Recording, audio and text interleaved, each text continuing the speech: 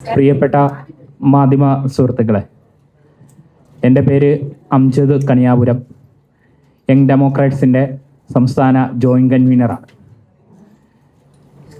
TG മോഹൻദാസിനെതിരെ പരാതി കൊടുക്കുകയും സഹപ്രവർത്തകനായ advocate Abdul Kasim കൊടുത്ത പരാതിയിലാണ് അദ്ദേഹത്തെ കസ്റ്റഡിയിലെടുത്തതും ഇന്നലെ പോലീസ് കോടതിയിൽ ഹാജരാക്കിയത്.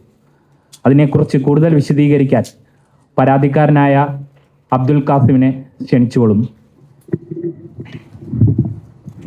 പ്രിയപ്പെട്ട മാധ്യമപ്രവർത്തകരെ,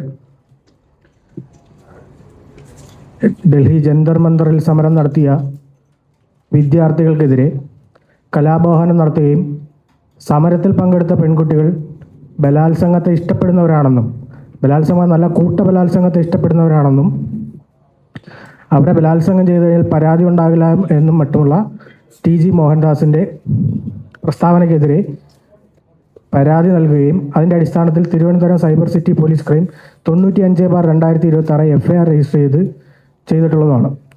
എന്നാൽ FIR രജിസ്റ്റർ ചെയ്ത് 11 ദിവസം അതിന്മേൽ യാതൊരു നടപടിയും സ്വീകരിക്കാതെ രാഷ്ട്രീയ സമ്മർദ്ദമുണ്ടായ സാഹചര്യത്തിൽ പോലീസ് TG മോഹൻദാസിനെ അറസ്റ്റ് ചെയ്യുകയും ഇന്നലെ ബഹുമാനപ്പെട്ട അഡീഷണൽ CJM കോടതി മുമ്പാകെ ഹാജരാക്കുകയും ചെയ്തു.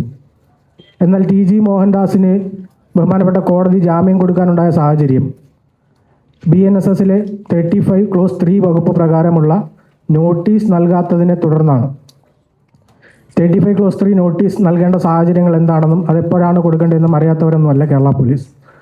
TG മോഹൻദാസിന് ജാമ്യം ലഭിക്കുന്നതിനുള്ള പഴുതുകൾ ഉണ്ടാക്കി TG മോഹൻദാസിനെ കോടതിയിൽ ഹാജരാക്കിയ പോലീസ് ആഭ്യന്തര വകുപ്പിൻ്റെയും BJPയുടെയും രാഷ്ട്രീയ ഡീലിൻ്റെ ഭാഗമായി നടത്തിയ പൊറോട്ട നാടകമാണ് ഈ അറസ്റ്റ് എന്ന് നമുക്ക് അനുമാനിക്കാവുന്നതാണ്. മാത്രമല്ല, TG മോഹൻദാസിനെതിരെ നൽകിയ പരാതിയിൽ വളരെ വ്യക്തമായി സ്ത്രീത്വത്തെ അപമാനിക്കുന്നതടക്കം ഉള്ള പരാതികൾ കാണിച്ചിട്ടുള്ളതും അതിനുവേണ്ടി ബന്ധപ്പെട്ട വീഡിയോയുടെ ലിങ്ക് അടക്കം നൽകുകയും യഥാസമയം ഈ വീഡിയോകൾ അന്വേഷണ ഉദ്യോഗസ്ഥന് മുമ്പാകെ ഹാജരാക്കുകയും ചെയ്തിട്ടുള്ളതുമാണ്. എന്നാൽ പിന്നീട് മാത്രമാണ് BNS നിയമത്തിലെ 79 വകുപ്പ് മാത്രം ചേർത്താണ് TG മോഹൻദാസിനെതിരെ കൂട്ടിച്ചേർത്ത് റിമാൻഡ് റിപ്പോർട്ടിൽ കാണിച്ചത്. എന്നാൽ നോൺ ബെയിലബിൾ ഒഫൻസ് ആയ BNS നിയമത്തിലെ 75 വകുപ്പ് പ്രകാരം, അതായത് സെക്ഷൽ ഹറാസ്മെൻറ്റ്, TG മോഹൻദാസിൻ്റെ പ്രസ്താവന വളരെ വ്യക്തമായി സെക്ഷലി കളേർഡ് റിമാർക്സ് എന്നതിൻ്റെ അടിയിൽ വരുന്ന സാഹചര്യം ഉണ്ടായിട്ട് പോലും പോലീസ് നടത്തിയ 75 ആഡ് ചെയ്യാതെ 79 മാത്രം ആഡ് ചെയ്ത് TG മോഹൻദാസിനെ കോടതി മുമ്പാകെ ഹാജരാക്കിയതും RSS താല്പര്യങ്ങളെ സംരക്ഷിക്കുന്നതിന് വേണ്ടി യുക്തിപൂർവം നടത്തിയ ഒരു നടപടിയാണെന്ന് നമുക്ക് അനുമാനിക്കാം. 75 BNS അടക്കം ഈ കേസിൽ ഉൾപ്പെടുത്തി അന്വേഷണം നടത്തണമെന്ന് ആവശ്യപ്പെട്ടുകൊണ്ട് കൺസേൺഡ് കോടതികളെ സമീപിക്കാൻ തന്നെയാണ് യങ് ഡെമോക്രാറ്റ്സിൻ്റെ തീരുമാനം. ദാസിനെ അറസ്റ്റ് ചെയ്യുമ്പോൾ പോലും സമാന സ്വഭാവത്തിൽ കേസെടുക്കപ്പെട്ട RV ബാബുവും ശശികലയും ഇപ്പോഴും പരസ്യമായി നമ്മുടെ നാട്ടിൽ വിലസി നടക്കുന്നുണ്ടെങ്കിലും അവർക്കെതിരെ ഇത്തരം വർഗീയ വിഷം ചീന്തുന്ന RSS സൈദ്ധാന്തികരെന്നും ഹിന്ദുത്വ പ്രവർത്തകരെന്നും അവകാശപ്പെടുന്നവർക്കെതിരെ യാതൊരു നടപടിയും നാളിതുവരെ കേരള പോലീസ് കൈക്കൊണ്ടിട്ടില്ലാത്തതുമാണ്. ഒരു സംഭവം എന്ന് പറയുന്നത്, പ്രതിഭാഗത്തിൻ്റെ വാദം എന്ന് പറയുന്നത് ഈ പരാതിയിന്മേൽ വനിതകളാരും പരാതി നൽകില്ല എന്നുള്ളത്. എൻ്റെ സഹപ്രവർത്തകയും നിയമവിദ്യാർത്ഥിനിയുമായ മുഹസിന ലുക്മാൻ ഈ ബന്ധപ്പെട്ട വിഷയമായിട്ട് ബന്ധപ്പെട്ട് തിരുവനന്തപുരം മ്യൂസിയം പോലീസ് സ്റ്റേഷനിൽ പരാതി നൽകുകയും ആയതിലേക്ക് അന്നേ ദിവസം 24-ാം തീയതി തന്നെ മ്യൂസിയം പോലീസ് സ്റ്റേഷൻ രസീത് നൽകിയിട്ടുള്ളതുമാണ്. ആ പരാതിന്മേൽ യാതൊരു നടപടിയും കൊണ്ടിട്ടില്ല.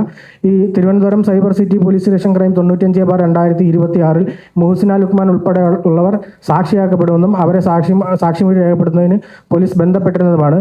എന്നാൽ ഇത്തരം അടിസ്ഥാനരഹിതമായ ആരോപണങ്ങൾ, സ്ത്രീകൾ ആരും തന്നെ പരാതി നൽകിയില്ല എന്ന അടിസ്ഥാനരഹിതമായ ആരോപണം ഉണ്ടാക്കാൻ സാഹചര്യം ഉണ്ടാക്കിയതും കേരള പോലീസിൻ്റെ നിഷ്ക്രിയത്വം തന്നെയാണ്. മുഹസിന ലുക്മാൻ നൽകിയ പരാതിയിലെ രസീത് കൈവശമുണ്ട്. ഇതാണ് അതിൻ്റെ രസീത്. 27/7/2026 തന്നെ ഈ വിഷയമായിട്ട് ബന്ധപ്പെട്ടിട്ട് 24-ാം തീയതിയും അതിന് പിന്തുടർന്നുള്ള ദിവസങ്ങൾ അപ്ലോഡ് ചെയ്ത വീഡിയോക്കെതിരെ 27/7/2026 തന്നെ പരാതി നൽകിയിരുന്നതും ആ പരാതിന്മേൽ മ്യൂസിയം പോലീസ് സ്റ്റേഷൻ ഇഷ്യൂ ചെയ്ത രസീതുമാണിത്. പിന്നെ ചില പ്രസ്താവനകൾ കണ്ടു. SDPI പ്രവർത്തകർ, SDPI നേതാവ് നൽകിയ പരാതിയിലെ വീഴ്ച കാരണമാണ് TG മോഹൻദാസിന് ജാമ്യം നൽകിയതെന്ന്. നമുക്കെല്ലാവർക്കും അറിയാം, ക്രിമിനൽ കേസിൽ പരാതി നൽകുന്നതിന് നേരിട്ട് ബാധിക്കപ്പെടുന്നവൻ തന്നെ പരാതി നൽകണമെന്ന് ഒരു നിയമവും നിഷ്കർഷിക്കുന്നില്ല. ക്രിമിനൽ നടപടിയിൽ നിയമപ്രകാരം ഇൻഫർമേഷൻ ലഭിച്ച ആർക്ക് വേണമെങ്കിലും പരാതിക്കാരനാകും. സ്വമേധയാ കേരള പോലീസിന് കേസെടുക്കാം എന്ന സാഹചര്യം ഇരിക്കെ കേസെടുക്കാതിരുന്ന സാഹചര്യത്തിലാണ് ഇത്തരമൊരു പരാതിയുമായിട്ട് യങ് ഡെമോക്രാറ്റ്സ് മുമ്പോട്ട് വന്നതും ആ പരാതി തുടർന്ന് നടത്തിക്കൊണ്ടു പോകുന്നതിനുള്ള എല്ലാ പ്രയത്നവും യങ് ഡെമോക്രാറ്റ്സിൻ്റെ ഭാഗത്തുനിന്നുണ്ടായിരിക്കുന്നതുമാണ്. ഇതിൽ ഈ യഥാർത്ഥത്തിൽ ചേർക്കേണ്ട ഗുരുതരമായ വകുപ്പുകൾ ചേർത്ത് അന്വേഷണം നടത്തണമെന്ന ആവശ്യവുമായി മുന്നോട്ട് തന്നെ പോകാനാണ് തീരുമാനം. അതുമായിട്ട് ബന്ധപ്പെട്ട് ഒരു അഭിഭാഷകൻ എന്ന നിലയ്ക്കും യങ് ഡെമോക്രാറ്റ്സിൻ്റെ പ്രവർത്തനം എന്ന നിലയ്ക്കും ബന്ധപ്പെട്ട കോടതികളെ സമീപിക്കാൻ തന്നെയാണ് തീരുമാനം. ഈ 75 BNS കൂട്ടിച്ചേർത്ത് അന്വേഷണം നടത്തണമെന്നാവശ്യപ്പെട്ടുകൊണ്ട് മജിസ്ട്രേറ്റ് കോടതി മുമ്പാകെ ഹർജി ഫയൽ ചെയ്യാനാണ് തീരുമാനം.